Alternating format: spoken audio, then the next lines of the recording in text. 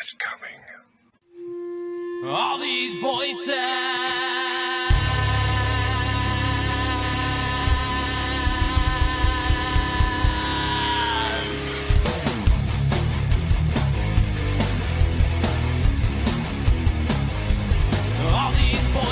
mine. They're not yours. You had no right to them when you were alive, and you have no right to them when you're dead. Did he say Hershey? That's what it sounded like. Good, you know who I am. And you know I'm not playing. You're going to let those women go. In Jesus' name, you're going to let those women go. Is there a demon here watching us right now? Watching us right now. Hello, everyone, and welcome to another episode of Staring into the Abyss. I am your host, horror author James Hershey Jr. With me, as always, my co-host, old boy James Ash. How you doing, brother? I'm pretty fucking good. How's your night going? And we are joined tonight by a special guest. Tenor is what she wants to be referred to as. So, hi, Tenor. How are you, my dear? I'm doing good. How are you? I'm doing well. Old boy told me that you have a pretty crazy story. So I'm looking forward to hearing this. For those listening, I have no idea. I'm coming cold to this, so I don't know what's going on. So by all means, my dear, the floor is yours. In 2010, well, it was late 2009, early 2010, I moved into a house that a friend of mine that I worked with owned it and needed someone to rent it. I made that mistake. I should have known better because I was a paranormal investigator at the time. And I should have known there was something wrong when they had a 1,800 square foot home in town. And they were living in fifth wheels in the middle of nowhere, Oklahoma. But they told me they were trying to make their farm work, And so I bought it, hook, line, and sinker, and I thought the lady was my friend. And it was a great house. It was literally everything I needed from a house. The first day that we were there painting and cleaning, because the people who had rented it from them before had left a bunch of crap. I know why now. I didn't then. I bought their story that they weren't great people. I had to haul furniture out. I had to do clean carpets, paint walls. We were doing that the first day. And I didn't think about it then because I try to explain everything away first before I think about anything being paranormal per se. And I get mad when I think about it. It was the dumbest thing ever. So there was an empty canister for a vacuum cleaner, for a canister vac. And it was sitting in the middle of the dining room floor. And I had picked it up and taken it and set it in the garage and come back in and went back to what I was doing. And about 45 minutes later, it was back in the middle of the floor. And I remember staring at it and I'm like, did my tired ass not take that outside? And I picked it up and I put it back outside. Well, I didn't think anything of it because we had lots of people coming and going out of the house helping us. It was me and my buddy Rachel and her old man, and then my old man was there, and then another guy friend of ours.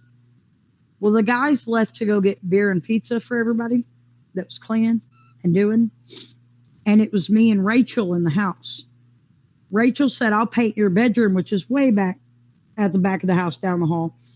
And I'm in the living room, which is literally like a closed off cul-de-sac with an archway. It's like a completely enclosed living room. So I'm in one end, she's in the other.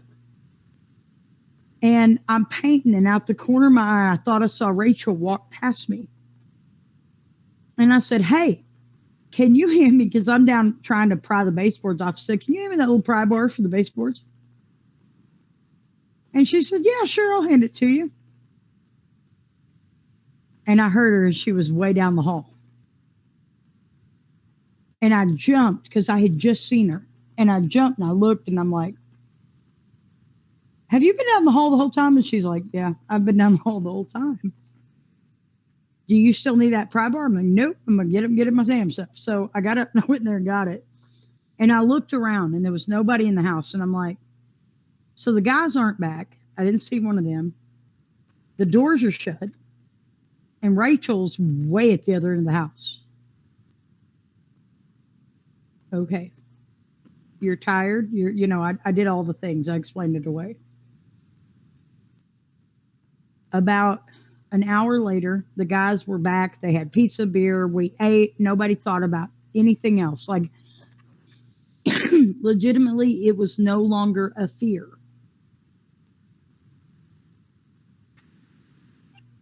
Nothing else happened in the house. It took us like 2 or 3 days to get everything in the home. And after we got everything inside the house, it was still pretty calm and peaceful. And with all the chaos of moving, I don't think we would have noticed if something happened because there was so much shit everywhere. And so, like, I didn't legitimately notice. And the first night after we had everything in the house,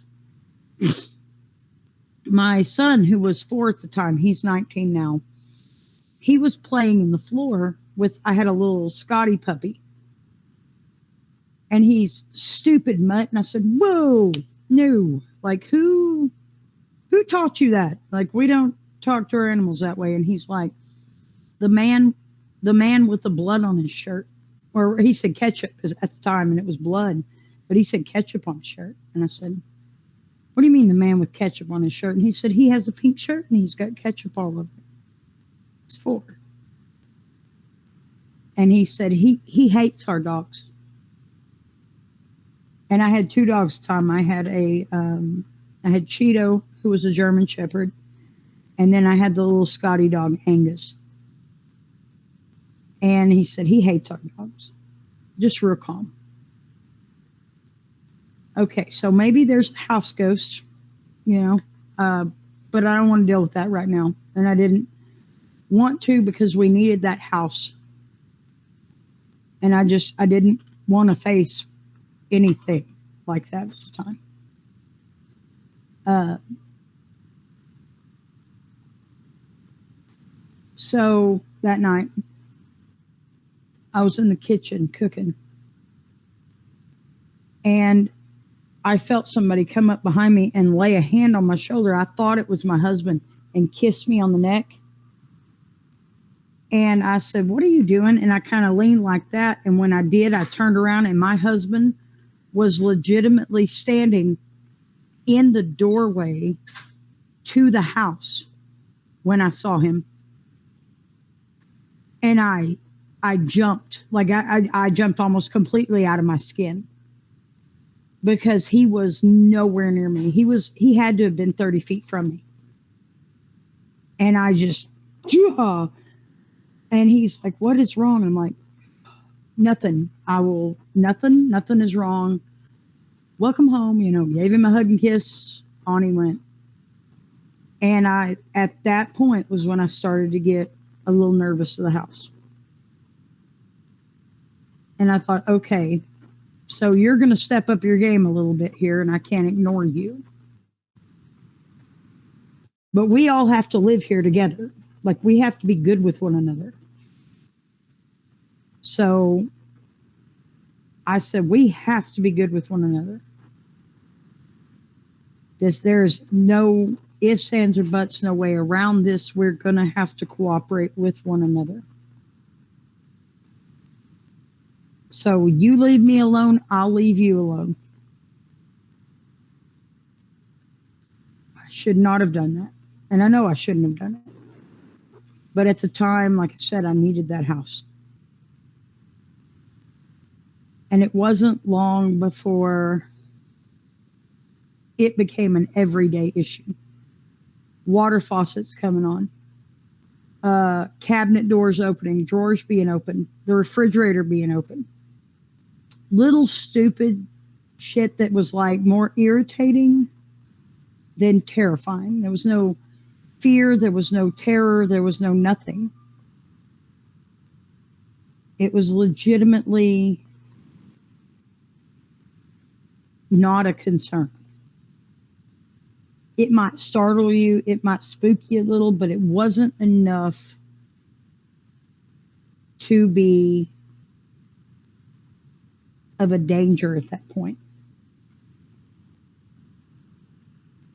And that changed one evening. Everybody was gone from the house. And it was just me there. My son was over at my mom's. She lives in a whole other town. So he was over there with her and my family. And my husband would go to work in the town where my son was. And he would stay at his mom's for the weekend because he worked all weekend. And then he would come home on Monday. So I was home for 2 days. And this was the first time I had been home for the 2 days and all of that initiated. And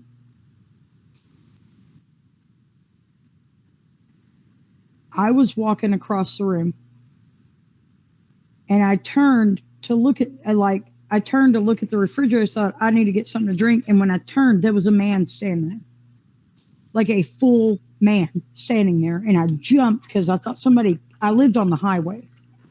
I legitimately thought someone had walked in my house. That's how solid it was.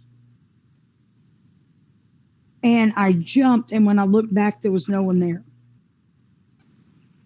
So I'm like, you asshole. You know, and I yelled at it. And I'm like, you asshole.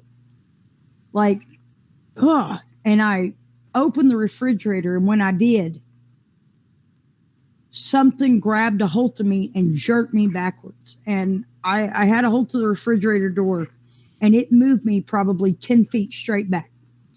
And I remember my hand, it actually hurt my fingers, how fast my hand came loose of the refrigerator door.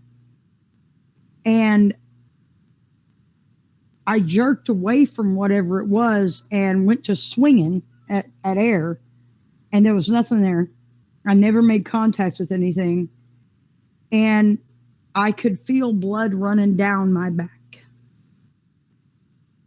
And I went in the bathroom, and I had, like, it looked like where somebody had grabbed with fingernails and pulled on my shirt, and it had, literally made like those little gouge marks. And that startled the shit out of me.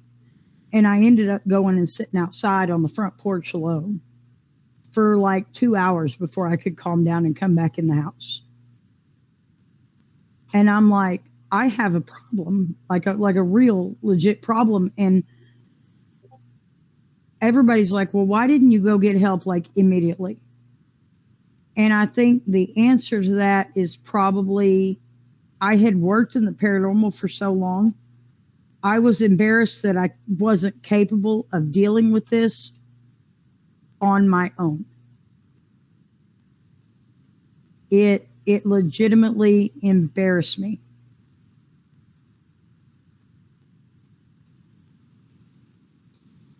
So I did the thing, I did the prayers, did the walkthrough, I did the whole, like, this is my space, this, all the things. That's when the nightmares started. And they were lucid dreams, and they were horrific. They were some of the worst dreams I've ever had in my life, and I've always had bad dreams. And the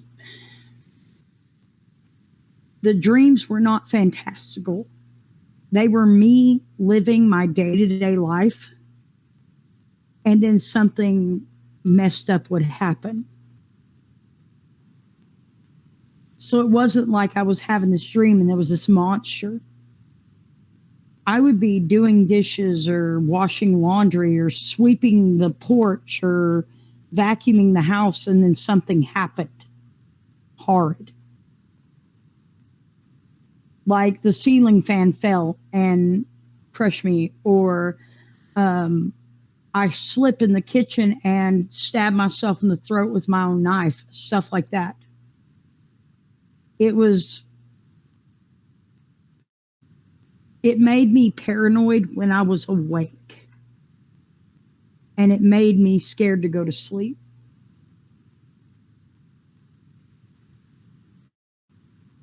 And then one day I was cleaning the house. We'd had several days where really nothing had happened.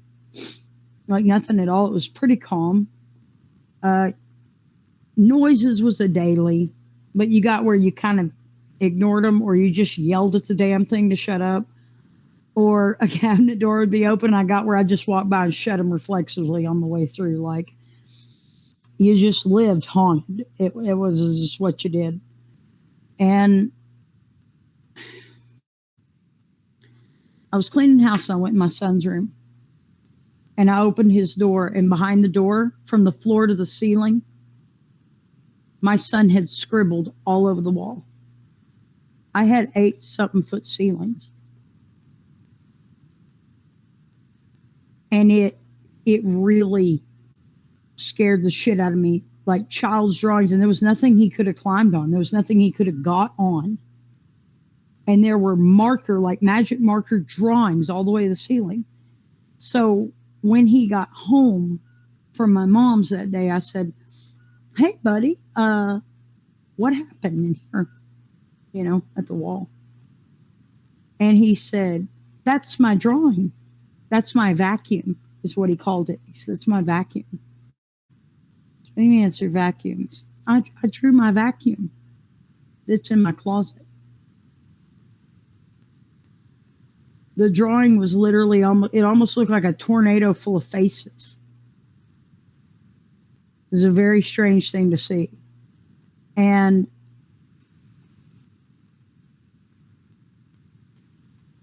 I asked my 4-year-old, I said, "How did you draw up there?"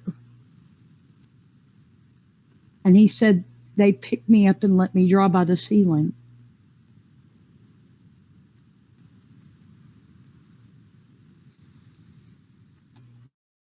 That's when it really scared me. It didn't scare me for me.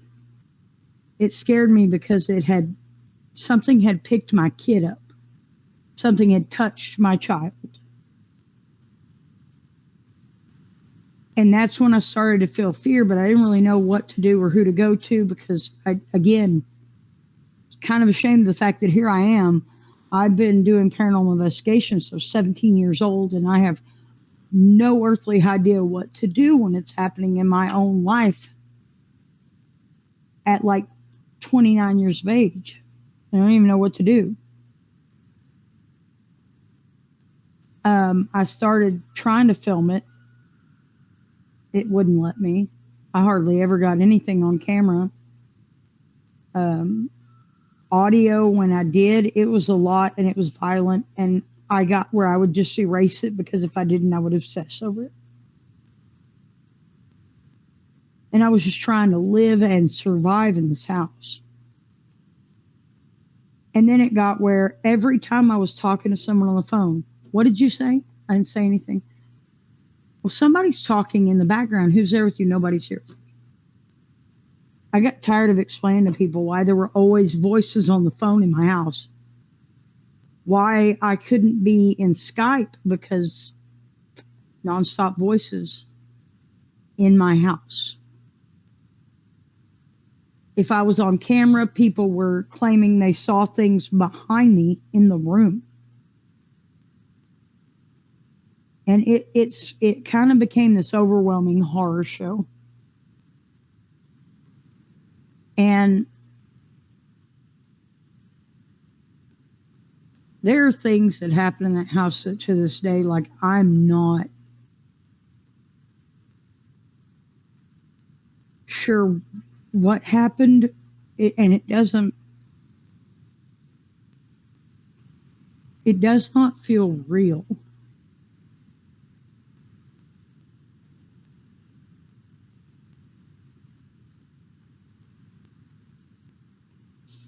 So I reached out for help to people that I knew, from the radio, from other places. Stephen LeChance spent many a night up with me. Dakota Lawrence spent many a night up with me. I called Stephen because I had called Dakota due to a situation that happened with my oldest one night. He had woke me up and he was really irritated. He came in the bedroom, he's super irritated. And he's like, Mama, the man in my room won't shut up and let me sleep. So I put him to bed next to my husband. I go down the hall. I go in his room. There's nothing. And I look over and his closet door just swings open real slow. And I turned around. I looked at that door and he had like one of those little short walk-in closets, maybe like 10 foot deep. You know, that's not big. And it was so black in there, like blacker than it was supposed to be in that closet. And I thought, you know what? You've done this for other people. You've done this before. I need you to saddle up and walk over there and close that door. And I got right to the door and something growled and the door slammed shut in front of me, like out of my hand. And of course I jumped, I kicked the door, I cussed. I said a lot of cuss words. I said like an inordinate amount of cuss words at 2:00 in the morning in that bedroom. And then I marched out and I said, fuck you, you know, and slammed that bedroom door. And I was like, you know what, buddy, you're just sleeping with Mom today. And we passed out. Fast forward 3 days later, I wake up to my son screaming bloody murder, sobbing. Now, mind you, he had seen a regular ghost and was just irritated. He knew it was a person. He was just irritated by it. So when I saw genuine fear on my kid, like I almost broke my neck getting out of the bed. And I got to him and I said, what is wrong? And he said, there's monsters in my room. And I'm like, what do you mean there's monsters in my room? Like, how many? Like, when you say monsters, is there more than one? And he's like, he counted on his fingers, 1, 2, 3, 4, 5. And I said, what did they look like, buddy? Why do you say they're monsters? And he said, they look like me, but different. So what do you mean they look like you, but different? And he said, they had eyes like my puppy, like Angus. And Angus was this little black-eyed schnauzer that I had, right? So that scared me. And I took a deep breath, and it took all I had to say. Did they say anything to you, bud? And he said, they told me to go outside and dig in the dirt spot. And I said, buddy, you know that no matter what they say to you, no matter what they do, you cannot go with them anywhere. You cannot do what they ask you. Ever. Like you would be in big danger if you did. Like you could get hurt. And I got him calmed down. And I got him put to bed. And I spent the rest of the night awake drinking coffee thinking like, what in the whole fuck am I about to do? This is getting bad. Like this is getting beyond what I even know how to fucking deal with at all. And my husband was a complete atheist. He believed in nothing. And I mean fucking nothing. I've got a child at that time. My oldest kid was the only kid I had at that time. And I literally didn't feel like anybody was going to believe me about what I was living in. So I called Dakota Lawrence, and Dakota Lawrence said, I need you to call a man. His name is Stephen LaChance. I'm going to put you in contact with him. I want you to call him. Stephen was on the phone with me for 15 minutes, and there were so many voices in the line, and this thing was telling me to shut the fuck up, in the phone, and I couldn't hear it, but he could hear it. And he said, I want to tell you right now, you're not crazy. Like, I'm on the phone with you right now, and I am hearing all of this coming through the phone while you're talking to me. And he was like, so what we're going to do, and basically he just was my buddy that I could call 24/7 to have somebody to have common sense, because I'm too far in it to be rational at that juncture. It was a horror show,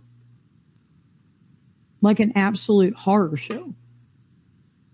I was waking up with bruises this big around on my legs, on my arms, on my ribs.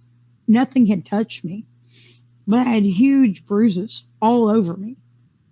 I had claw marks. I had bite marks. I woke up one day with human teeth marks between my shoulder blades so bad I thought about going to the hospital, but I didn't know what the fuck I would say. And I was afraid they would accuse my husband of abusing me when that was not what was happening. I quit being able to eat. I quit being able to sleep. I was taking NoDoz and drinking energy drinks so that I would never fall asleep. When Stephen LaChance figured out what I was doing, he ripped my ass. He said, if you let this thing drive you where you can't sleep, you're done for. You have to sleep. So I got my ass ripped. We tried to figure out what the dirt spot was. The closest thing we found ended up being a slab of, I had gone outside to explore and look for it. I had Stephen on the phone with me. He had talked to John Zaffis, and John said, make sure she knows she does not open whatever she finds. She does not touch whatever she finds. Leave it be. But you need to know what it is they're wanting him to go do and where it is. So I did what I was told. I searched the yard. I looked everywhere, and I found a dirt spot behind the shed that was back behind the house. And it was quite a lot of dirt over something. And when I moved the dirt, it was a slab of bricks that was probably 4 foot long by about 2 foot wide. And I stood there. I'm like, what am I even looking at? Like, it's too small to be a septic tank. It's way too damn small to be part of a porch or any structure that's here. And then as I looked out across the yard, I realized the angle I'm standing at, the grass didn't quite grow well in like 4 places other than where I was standing. And I went over and kicked my feet down, and there was bricks under all 4 of those other places, and I'm pretty sure I found bricked in graves. And my son had seen 5 children. I couldn't even cope with what I was looking at. And I just had to go back in the house. Never mind the fact that every toy my son had that made noise was now in a pile in the backyard out the back door, because they went off on their own all the time or rolled across the floor without help. And I threw them out the fucking back door. I made a pile. I had a giant pile of toys out the back door of my house. Because you fuck that, and this lives out here now. And I hated it. But it was the reality of what I was living in. And I was losing weight at a phenomenal rate. I was scared of everything. But at the same time, if I hadn't had someone like Stephen to talk to, I would have lost my mind. And at one point, we had a team come to the house that was going to help. And I don't want to trash them. I don't want to reveal their name. They came. They did an investigation. It was like one day that they came and did it.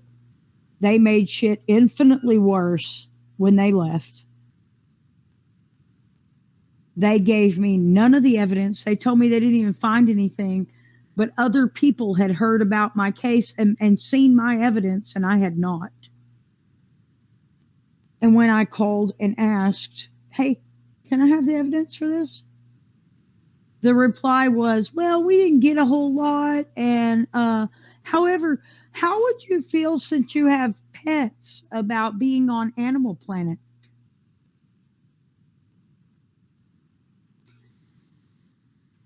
It wasn't a pleasant reply. And in short, they didn't talk to me again. Because the trauma I was living through was not for sale. Period. And I pretty much told them, I don't care what evidence you got, shove it directly up your ass. I don't care. I don't need your evidence, and the fact that you even asked me that tells me you know my house is haunted. You know I'm living in hell, and you're going to leave me in it. And they did not come back. They did not offer me help. There was no more contact. Super. All the better. Then the real bad thing happened. It got a hold of my husband. My husband was not a small man. My second husband was not a small man. He's about 6'7", 285, 95 pounds. Not a small man. And he said that he had woke up and he could see the alarm clock. We had a little red letter alarm clock on the left side of the bed. And he could hear Cheeto, my German Shepherd, crying, like whining, crying. And he rolled over to look at her and he said the alarm clock, half the letters were super bright and half of them were really dull and dark. And he said, Cheeto, baby, are you okay? And he went to reach for her and something jumped on his chest. And he said it slammed him into the bed. It was just this black mass. And it held him down and it was breathing in his face. It didn't say anything. But it was definitely in his face. And he said, I couldn't move. I couldn't get up. I couldn't do anything. And I was in the living room at the time on the phone with Stephen LaChance talking about other shit that had happened that day, just doing a regular check-in. I have never heard a scream come out of a man like came out of down that hall. It was pain, fear, terror. I don't know. It was awful. And I jumped up and Stephen goes, what the hell was that? And I said, Randall. And I took off down the hall. And I set the phone down on the side table. And I'm trying to check on him. He's now sitting on the side of the bed. And he just looks glassed over. He does not look good. He's pale, glassed over. He keeps saying he's cold.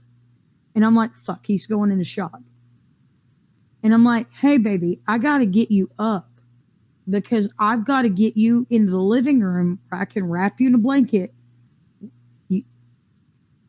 At this point, I don't even know what's happened.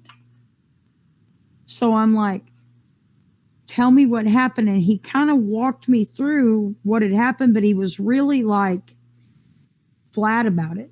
Like, well, this, that soft. And I'm like, fuck, he is going into shock. And I'm like, okay, I need to get you stand up. And all of a sudden he goes, huh. And I said, what? And he said, I keep seeing little wisps of black smoke. And I said, I need you to stand up. And even Stephen said, get him up. I said, I need you to stand up right now. Up, up, up.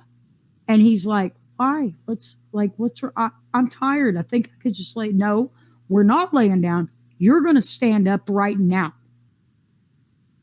And he goes, but why? I said, because it's about to come back. I need you to get up. And I grabbed him and I jerked this big ass man up to his feet. And he's like, okay, I'm going. He's ambling slowly to the door. And I felt something behind me and I just shoved him out of the room and jerked that door shut. And it hit that door hard enough to split it down the middle. And it roared like a lion. And it was all I could do to drag him down the fucking hall to get him into that living room area that was closed off. And I was immediately praying, begging, pleading. And Stephen's on the phone and he's telling me what to do too. And I'm like, and then it went quiet. Like it just stopped. And I'm like, I think it's done. And so I had to sneak back down the hall. This was the worst thing in the fucking world. I sneaked back down the hall to get a blanket to wrap Randall in on the couch to get him warm. I had to go back down there. All of the blankets I owned were in the cabinet in that room. And my feet felt like fucking concrete when I walked down the hall. And when I opened that door, the heaviness in that room, it was like you could have suffocated in that room. It was hot. You know, in the movies, they always act like, oh, there's cold spot. No, this was fucking hot. I bet you that room, if it was 1 degree, that room was probably 150 degrees in that fucking room. I was immediately sweating when I walked in there. And it smelled foul. Like dead animals and sulfur. It was fucking awful. And I could feel it staring at me, but it didn't approach me. It didn't do anything. But you could feel it watching. And I grabbed the blanket and I was super calm. I walked so slow. And I got the blanket and I just walked out of the room and I left the door open. Fuck it. It's broken anyway. And I went down the hall and I got him wrapped up and I was talking to him and I was being sweet with him. And I was like, hey, I need, you're just going to lay here for a minute. We're going to calm you down. Everything's good. You're going to rest. And he was warming back up and he was kind of coming to. And then this thing happened they don't tell you about with atheists when they get attacked, which I didn't know about because I'd never seen that happen. But the 1,001 questions about how the universe works and, is there a God and what's he like? And the 25 billion questions that come down the chain immediately once they believe now because they've been snatched up.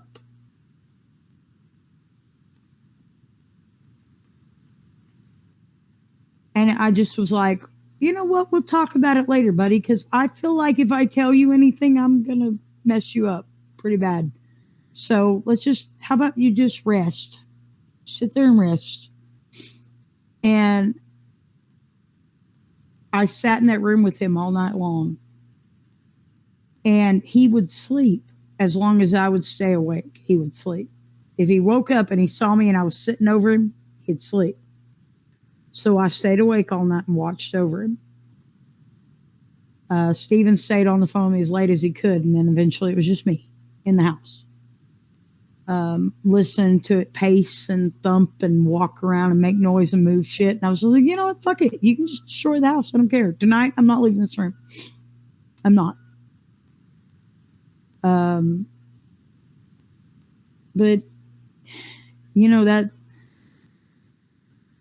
it's not even as bad as it got. And that's where, like, some days, like, I sit and I think about it, and it's like, man, did that happen? And it's like, yeah, it really, really actually fucking happened. He ended up freaking out and leaving me. He couldn't cope with what had happened. He left. I went to the landlord, which was supposed to be my friend, and I told her, hey, I know that we've still got 2 months on the lease, but I need to move because my husband just left me. It's just me and the son. I'm working, but I'm not making enough money to make the rent.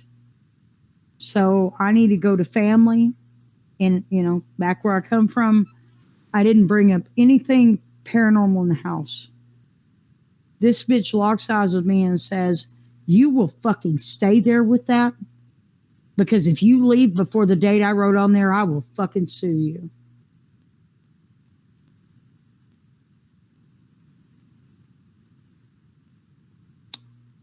Okay. Did you know this house was haunted? It's none of your fucking business what I knew or didn't know. You signed a contract and you will stay there. I can't have this thing coming after my family again. And I said, are you fucking kidding me? So then I fucking lost it because she knew I had a little one. She fed us to whatever was in that house. And she threatened to sue me if I left. So I did the most mature thing I could think of. And my family's deeply religious. They don't believe in the paranormal. So I told my mom that I was going to move in 2 months. But that I didn't want Levi to fall behind because he had just started school. I didn't want him to fall behind the other school, staying over here at the small school. So I asked my parents to take my son for 2 months. I'd never been away from him. It was the most heartbreaking thing I've ever done. I sent him to stay with them. And I stayed in that house and another soul with me for 60 days. For 60 days, I lived through hell and torture alone. For 60 days. Most of the paranormal community pretty much fell off and didn't give a shit. They all pretty much left me to die in that house. And I don't really give a shit how they remember it or what they think, because I know that I was damn near left to die by myself there. And I still have issues that come and go of it. I don't think it's ever really left me alone. But I underwent all manner of assault in that house.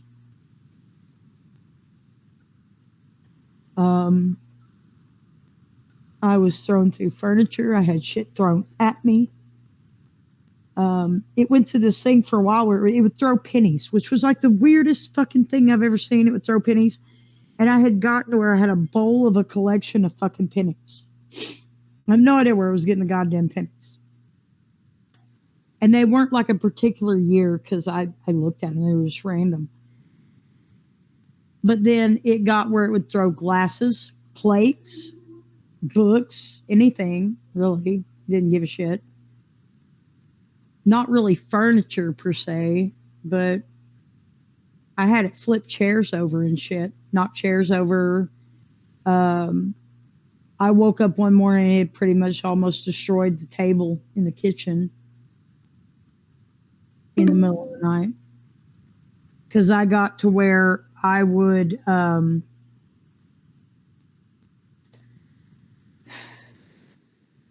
sleep with noise-canceling headphones on. And just pretty much say, fuck it, and go to bed.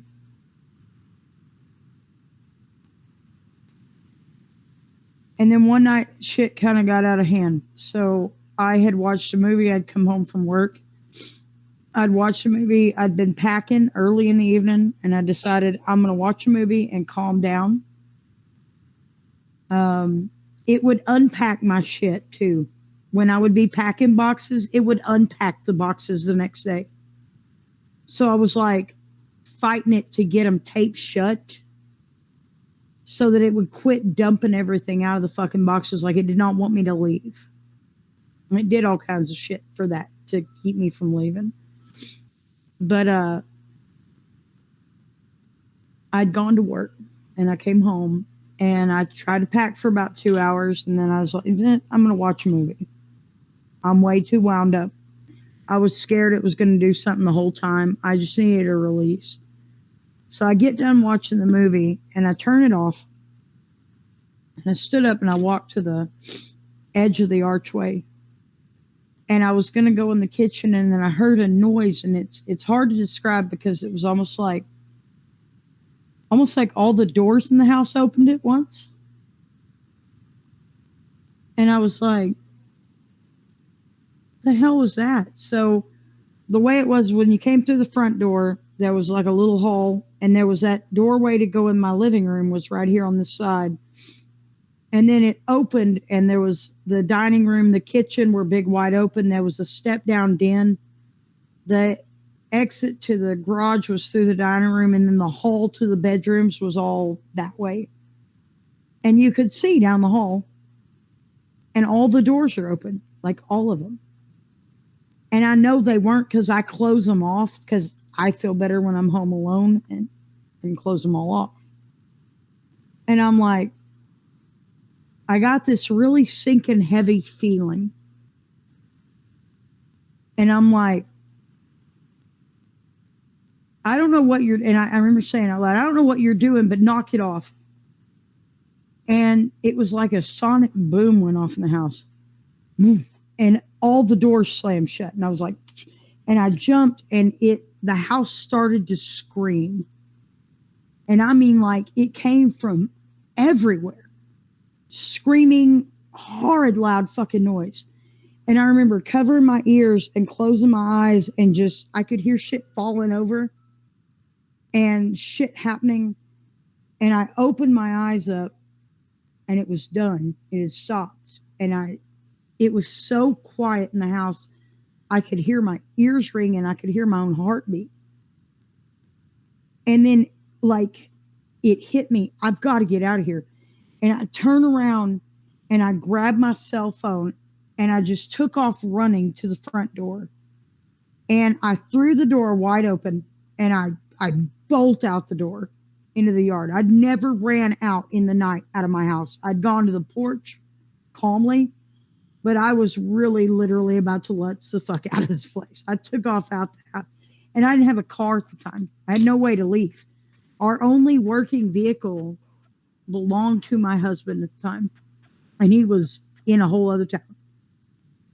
So I'm barefoot in pajama pants and a t-shirt in October, and it's like 40, 50 degrees outside. And I run through my yard because I had a huge long front yard, and I get out by the mailbox, and I call Steven, and I'm just having a complete fucking panic attack. And I'm like, this happened, and he's like, okay, I need you to calm down. I did not really know a lot about Steven's story and Union Screaming House. I didn't know what happened there. So I didn't understand the fear in his voice when I got him on the phone. But he's like, you don't have your son with you. I'm like, no one's here. It's just me. Where are you at? I said, I'm in the yard. And he said, what is going on with it right now? And I said, nothing. It's just dark. And the door's open. And I said, but I don't feel good, and I don't feel like I should go near the house because I feel like I'm in danger. Like I really do. Like right now, I feel like I'm literally in danger. While I'm talking to him, the living room light comes on. Pink. And I'm like, the fuck? And he goes, what is it doing? I said, the living room light just came on. And then I see this black shadow just darting around. And I'm like, what in the hell is it doing? He goes, what is it doing? I said, the light came on. And there's a shadow just moving around. And he's like, and I said, oh, shit, the light went out. And then my son's bedroom light came on, and it did the same thing in there. And he goes, where are you right now? When I told him what it was doing, he said, where are you? I said, I'm by the mailbox at the end of my yard. He said, get off the fucking property now. Go off the property, run. So I turned around and I ran across the highway to this empty, closed convenience store. It's a real little town. So I run over there, and the second that I turned around and faced the house, all the lights went out and the front door slammed shut. And I puked. I puked all over the place. It scared the shit out of me. I threw up. And I sat out there by myself until the sun came up in the cold. I was sicker than a dog for a week trying to pack and survive that place, and because I was not going back in till daylight. At a point, I lost phone battery and couldn't even talk to anyone. I just sat in the dark by myself across the street, waiting on sunlight so I could go home. I mean, there's far worse than that, but there's some things I won't, broach on here. But that gives you a good idea of kind of that story. There's multiple questions that I have for you, but what we're Sure. going to do is we're going to end this call real quick, and then we'll do another one because it's going to cut off in like 8 minutes, and I don't want it to cut off That's in the middle of fine. our conversation. So I will send you a new link, and for those watching, it'll be literally a second. We'll be right back. There's no commercials or any of that crap. So just make sure you're all right. I don't want you. We won't if you're good. You're good. We won't push you to do anything you don't want to do. No, I know. I'm good. I have to muscle through it because it's gonna do shit. It causes problems anyway, so it's nothing I know. to do about. Moving Okay. forward. All right, everybody, we are back with Tenor here. The questions I have for you first, you have left the house, correct? Oh yeah, Yeah, like okay. years Wonderful. ago, like before my second son was born, I left. I found out I was pregnant with him when that happened. Okay. You said that you still deal with stuff from this. How often About does it- that happen? About every 2 years for about 6 months, and then it goes away. So it's like an extended period of time every couple years. About every 2 years, it comes from anywhere between 3 months to 6 months, where I'll deal with a little bit of stuff here and there. Bad luck, not being able to hold a job, fighting with spouses, other things, nightmares, like lucid dreams, haunting type stuff that happens, and then it'll be like the longest it's been is maybe 6 months, and 2 years later it shows back up. Is the intensity of what happens now the same as it was in the house, or is it much, much less? No, because I think something was in the house that allowed it to establish itself. I think it was pulling entities in, because there were, in the breadth of that, like we saw like over 70 different things between the kid and me and like other people. It was pulling things in and just wreaking havoc with them.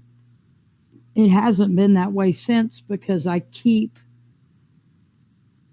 stay vigilant enough to not let it get a good foothold in my house. I don't let other things in. You talked about the dreams that you were having of having accidents and getting hurt and everything. Did those dreams progress into you hurting yourself? Yeah. Yeah, I thought so. And here's As a question. well as me having thoughts of suicide, me having Yeah. thoughts of harming others. In fact, my third ex-husband has no recollection of why, but he tried to take me out with a hatchet. So yeah, it influenced a lot. This next question is a personal question. So if you don't want to answer it, you don't No, have you're to. go ahead. Because I think I already know the answers to all of these that I'm asking you. I'm just trying to Yeah. confirm. It spent a lot of time with your son, and there was a lot going on there. You talked about it lifting your son up to draw. That means it was able to physically touch your son. Was there ever any kind of touching that was what we would say, the nicest way to say it is inappropriate? Not with Right? him. Not with him, but definitely Not with with- you.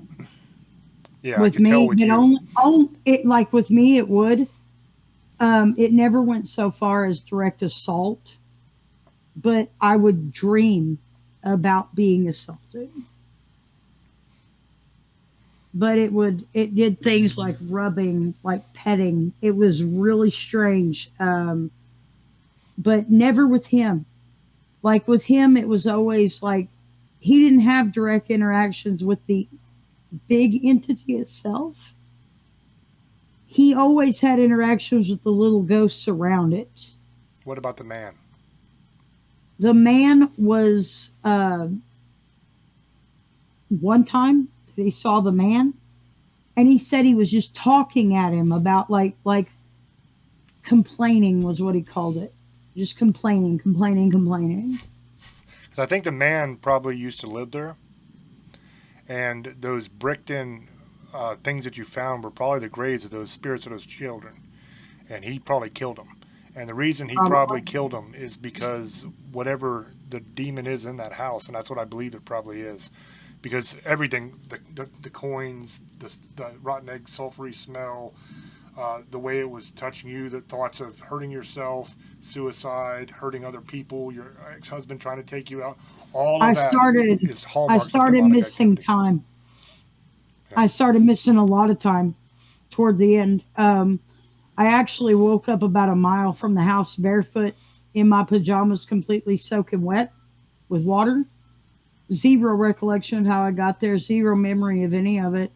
I had come home from work and I was cleaning house and doing dishes so I could get back to packing.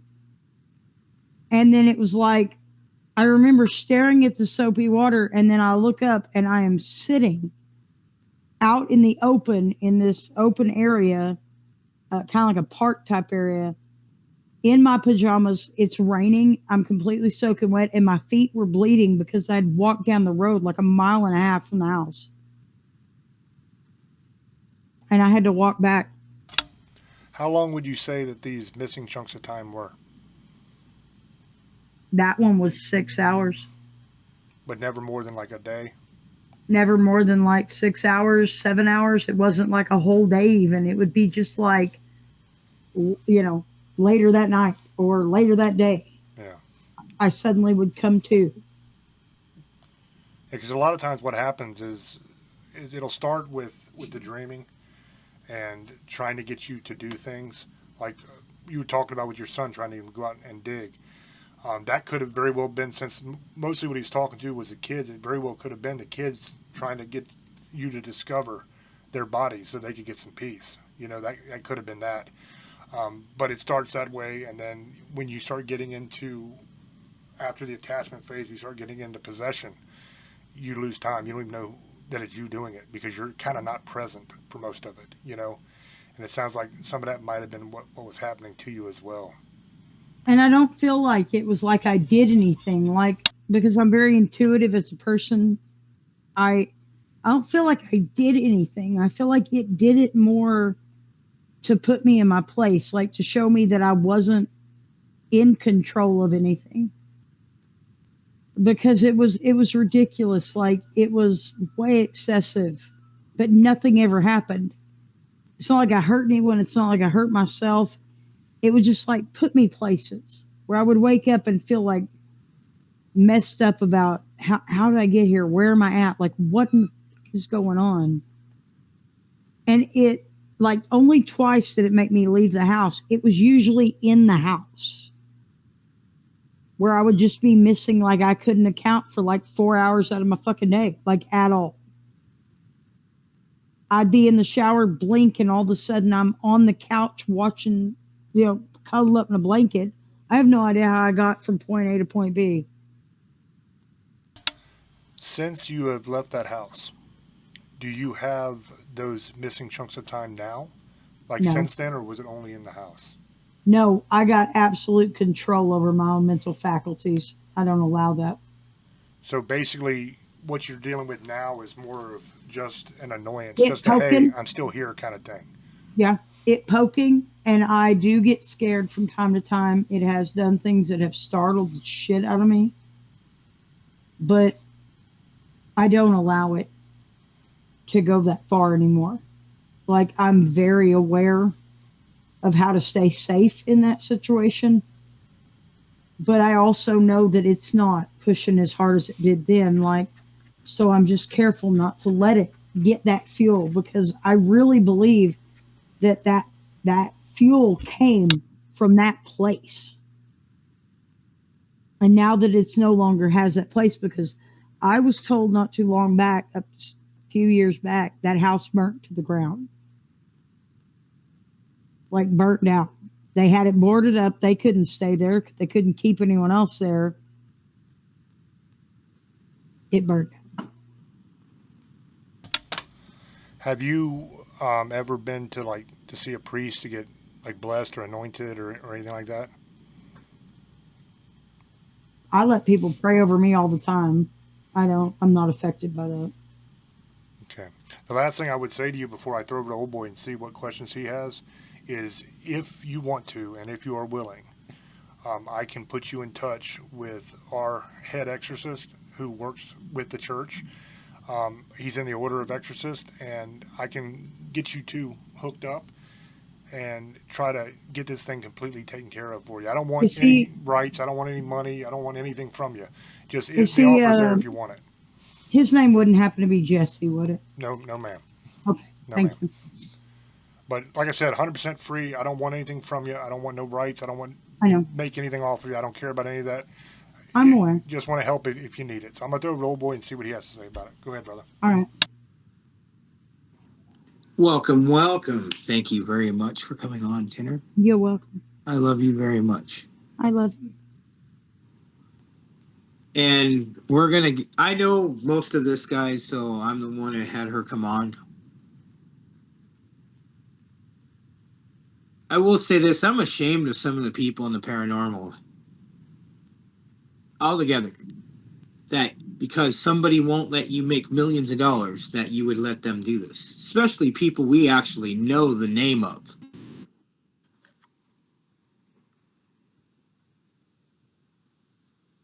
We're going to help you. Because no one should ever have to deal with what you've had to deal with for 17, 18 years. No one should have ever been in fear, especially now that you're in fear because stuff, it still happens. And I've already had to do stuff. This is why we are always going to say this, that people who don't know what the fuck they're doing or think they do or are just trying to make money and be famous, you can fuck off. This is the problem I have with the TV shows. This is the problem I have why we're not on TV, because we don't lie. And I don't lie. But I don't like seeing people get hurt. And if this is another case that somebody could have done something, if we would have found this out, or somebody like us, and we could have actually helped you, instead of you have to go through torture for fucking 17 years. And this is the shit that pisses me off. I am, and he is, only called when there's extreme cases that the pros won't even touch. They know who we are. They won't send it. We'll send it some weird way. I am not like anyone else, and neither is he. I've dealt with some horrible things, and so is he. We've lost people because of this shit. I will not let it happen again. If I can do something about it and he can do something about it, that's how we do it. We don't want money from you. We don't want fame. I don't want nothing to do with this. We want to help you. That's all I was ever here to do for the paranormal world, and that's what he does, is help people. He's had help people and helping them, and somebody out of the street that he didn't even know come out and attack him with an axe, and he threw him through the fucking wall, because if James Hershey is almost 6'6", 300 pounds, and he's a black belt in many different things where he can even beat his master now. And I'm not playing with you. He will fuck you up. And he did. He found out the guy didn't even know who he was and why he did it. Just like crazy thing Tinner said earlier that happened. And I've told people this is the loophole. Even if you're a Christian, they can have somebody else come at you or get somebody else to do their dirty work. And that's what we've been telling people for a while. Just like what happened with that guy who got unalived by the Annabelle doll. They claim it didn't happen, but we all know it did. We've been preaching it for years. And this is why. And that idiot went and got that fucking rights to the Warren's stuff. And this is just going to be a start to more bullshit that we're going to have to go after. But I will help you. I know you're not lying to me. I've heard stuff in the past. It wasn't my business. I let you. We've always talked here and there about stuff, and I think it was meant for you to meet us because of this. I think we're the right people to help you. I don't think that this case is something, I'm going to be honest, is like a level 9 or 10. This is a bad case. This is something where it's been going for decades. and even if you move, it follows you. So it's not the house. The house made it stronger, but it will be a matter of time till it gets stronger and stronger and feeds off in wherever you're at. And wherever you go, we'll just keep following you. That's I why think I've lived in the same apartment for 11 years. I found a place that I could survive in that wasn't horrifically fucking. We have issues here because there were old apartments here before, but nothing bad, nothing like that. And I think I've been scared to move again. Like, I've always been slow to move since then because I don't like, it's always been this is okay. This is good. It's not taking a foothold here. So I'll stay right here. can't have you do that no more. I have to have this thing go. You can't live a life like that. That's not a way to live. Every 2 years, you have to basically get ready to be tortured. That's not going to happen no more. It's kind of what I've adapted to, I guess. I know that. It's not your fault. It's not your fault. Never think it's your fault because that's what that fucking thing does. It's fucking, I've dealt with it, just so you guys know it. It's absolutely evil. It likes to do this. It likes to hurt her. What's that? Oh, he's watching. No, there is literally nothing back there. There should be not one damn thing back there. I don't see nothing but it's just dark right now. I can't see anything. It's because I'm on camera. You got to remember that. I'm not going to see anything there's nothing. It doesn't look like there was something there just now. Well, because literally I turned every light on in my house and the curtains are closed. There's no. Yeah, that's curtains right there. I didn't see. That should not. Whatever that was a second ago that was right here should not have been there. Well, I'm just going to tell you that's because I know it's watching. And I said what I said. I'm just going to get big where I don't see it. We're good. I'm facing this wall. So, that being said, this is why I wanted James. I told him a little bit about it. He knew a little bit. I didn't just go, oh, hey, I'm going to throw this person on here and you're going to listen. No, I told him some of it.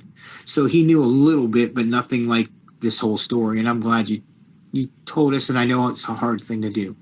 Because I left a lot out because there's some stuff that I don't think other people to hear about. You don't have to tell any personal stuff. And yeah, you know what? It sucks that I've known you for over a year. If I would have known this, I would have dealt with it then. But we started talking in the last couple of months, and then you told me what happened, and I was like, I got to help you. This is something I can't keep listening to, and you telling me stuff is happening again. And he does other things. He pretends to be people she loves and dreams, but it's not them. It's that bad, James. It's that bad where she'll dream. It used to call the house. I had a house phone. It used to call the house, and it would talk to me like it was Randall, the man I was married to at the time. And then it would suddenly not be him on the phone.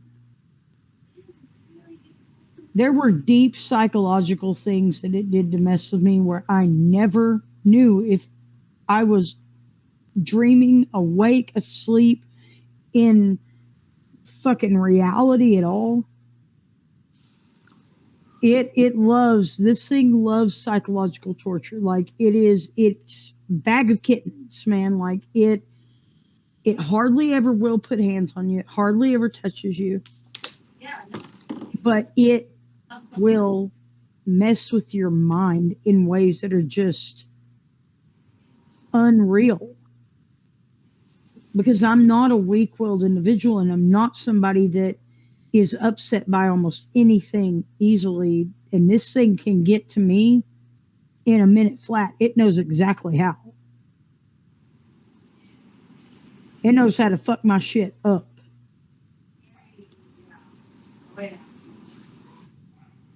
You never know if you're, and then I can't ask for help. I've attempted to. I can't physically myself say it. And on top of that, I don't even know if I want people to sometimes, because the last few times that I've allowed somebody in to help me, they were full of shit. And not only were they full of shit, they literally either petted me like I was crazy and they were thoroughly amused by it and they thought it was funny, or they just were like, can we make money off you? No, good, fuck you, you know, that. Of course. Of course. And I think it's past the stage of let's bring a team in and set up spirit boxes Yeah. and do all the No, hoopla. I'm with that. That's not going to make any difference. You know what I mean?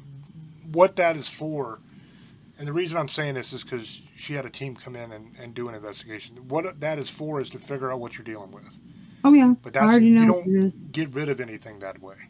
You know, Mm-mm. the way you're going to get rid of this thing is you're going to get yourself blessed. You're going to have an exorcism, probably get the place where you're living at least blessed and anointed, possibly consecrated, depending on how bad this thing is. I don't think it's all that strong because it can barely mess with you anymore. You know what I mean? It can mess with you psychologically, but it doesn't have the strength to do a whole lot physical unless you're there at that house. You know what I'm saying? And you got to realize these things are little coward bitches, man. That's exactly what they are. They like to hide in the dark and scare people. You know what I mean? But they're absolutely nothing compared to the power of God. And they know it. They know they ain't got nothing on God. You know, God will whoop its ass right out of there like that. You just got to get with the right people. You know what I mean? And I feel for you, man. I know what it's like. We've worked a lot of cases where people have teams come in who everybody talks a big game. Everybody's like, yeah, I'm a paranormal investigator. I'm a badass, all this bullshit, right? Until it gets something scary, you know? It And made it so much worse. It made it incredibly almost every worse. time that's exactly what happens. Because what it is, you have people who are paranormal investigators who get their kicks going and doing spirit box work and EVP work and trying to catch something on film, all that kind of stuff. You have that, and then you have actual people that you go to for help, you know, which is almost always the church. It's sanctioned, ordained exorcists. Those are the people that can actually help you. But you have the people in the paranormal world that are anti-God, most of them.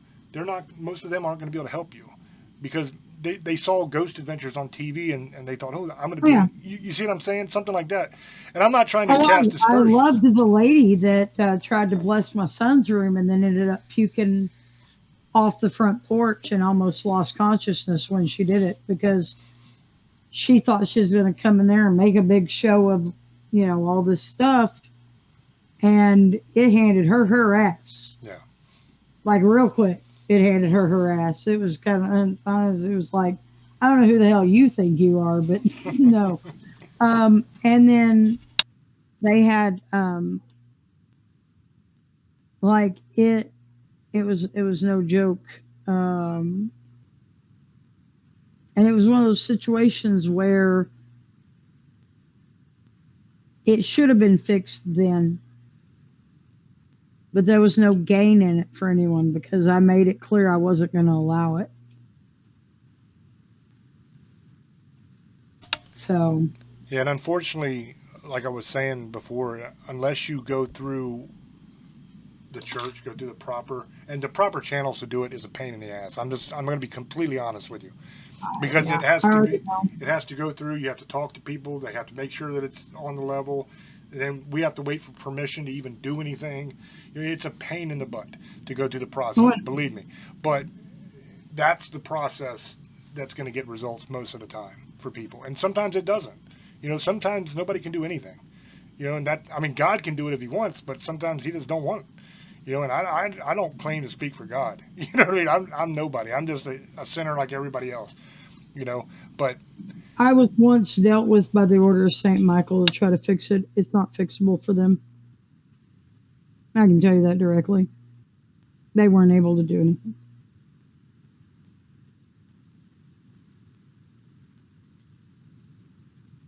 It's not doable that way. well, like I said, what I'm going to do is once this video is done and I edit it and put it up and everything, I will send a link to Mike Ross, who is my exorcist. He's a guy I work with. He is very, very good. And have him take a look at it. And if you want, I'll get you guys in touch with each other and you can talk or whatever. Completely up to you. You lead it however you want to do it. No pressure. If you don't want to mess with it, that's fine too. You know what I mean?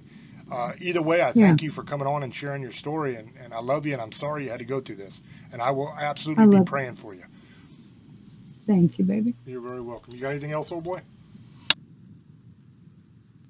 No, I want to thank you, Tanner, for coming on. I want to thank you for doing that. I know it was a lot, and we thank you, and we'll try to help you as best we can. And I want to help you, and we can probably help you.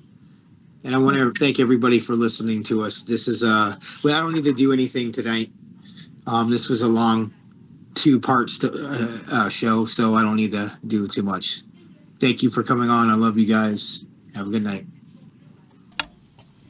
And what I'd say in summing up is just everybody who's listening, if you're a believer, just keep Tanner in your prayers. Let's raise her up in prayer like never before. You know, let's really shout up to heaven for this lady, because she's a really nice lady, and it really sucks what she's going through, you know. And we'll do everything we can on our end to try to help.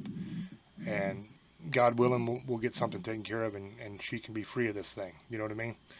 But until we speak to you again, love many, trust few, and do harm to none. God loves you, and so do we. Bye-bye. So do I. Night.